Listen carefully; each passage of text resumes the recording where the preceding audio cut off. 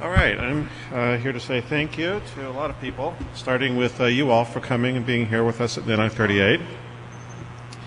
Okay.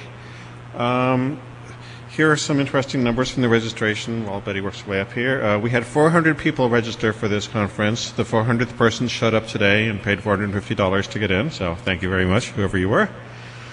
There's some breakdowns, which I won't bother reading. You can see them yourselves. Here's breakdowns by country. Obviously, the North American countries, U.S., Canada, and Japan were represented well here. These are the vendor registration prizes, representation prizes. Of course, we owe a big round of thanks to our host from Washington University and from Savvis, so a big round of applause for you.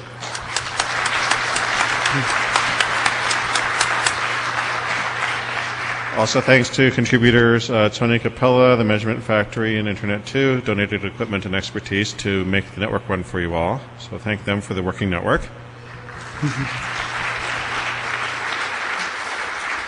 Our beer and gear sponsors, of course. Thanks for the beer and the wine and the food. And, of course, we owe a big round of thanks to Merit, the staff from Merit, all listed here, Dave, Rick, Larry, Jason, Don, Carol, Val, and, of course, Betty. Thank you very much for all the hard work that you do to make this happen, so thank you. And with that, I will introduce Betty, who has some words for us as well. Okay, where do I find this? Good question. You actually want your slides, huh? Yeah, slides would be good. Okay, they must be here somewhere. Maybe not there. Oh, and what's it called? Oh, this one. All right, it's pretty simple. Get this up. The NANOG elections are complete.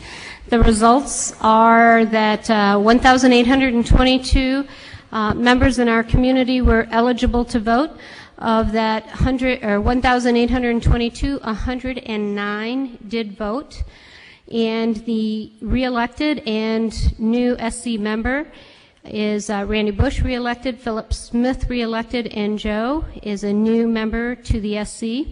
For the amendments, all the amendments passed, and the important amendment that I think we discussed at the community meeting, which is amendment number 3, option A passed, which means there is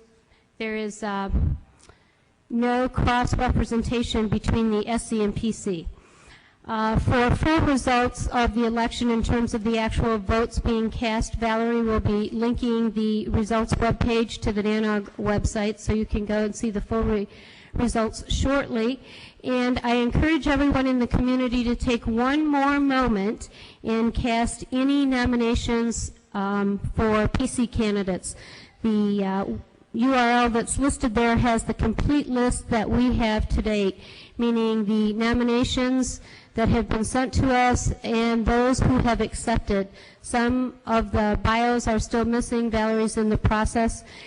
The nomination process is open through this evening. We'll work on getting the updates probably to the new SC on Friday of this week. So thank you to all of you. I think that this was a successful election process. We didn't have very many bumps on the get your ID and password process. And hopefully next year we will have even greater numbers of folks from the community taking advantage of the opportunity to vote. At the moment now, I would like to turn it over to our host, unless there are questions. I should pause. Okay? And just for the community's point of interest, we will be having an SC call in a week.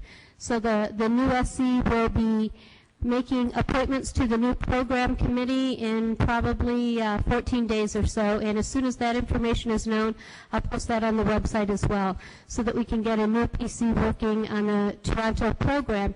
And with that, I'd like to invite Joe. You there? Joe Abley. He's going to come and talk to us about our February meeting. Sorry. Stand this mic still bad? That's okay, good.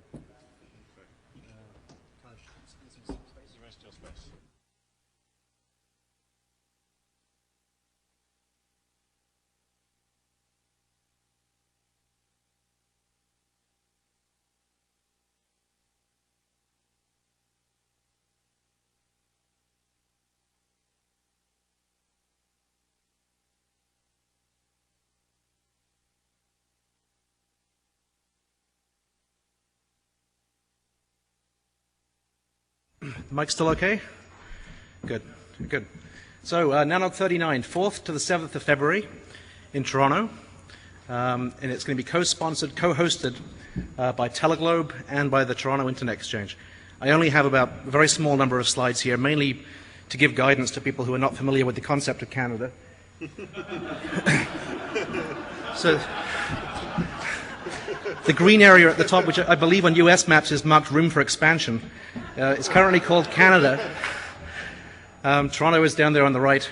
The border is very, very sort of neat and tidy on the left-hand side. The right-hand side, there was this War of 1812.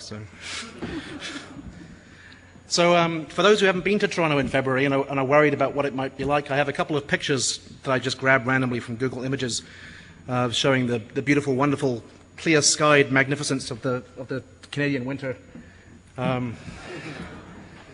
There's this one here, and of course, and this one here. Note the ice that we use instead of roads. It's all is not exactly lost though, because we have this thing called heating, and of course the accommodations we've organised will be very comfortable. And I ran out of jokes at this point, so then I just put a polar bear on the end. In any case, we think it's going to be a very good meeting. We are going to have a lot of local colour. There's lots of things to do in Toronto at that time. There's restaurant promotions. It's actually a very busy time in the city. So it's going to be a good place to visit. And we hope to see you all there. Thanks very much.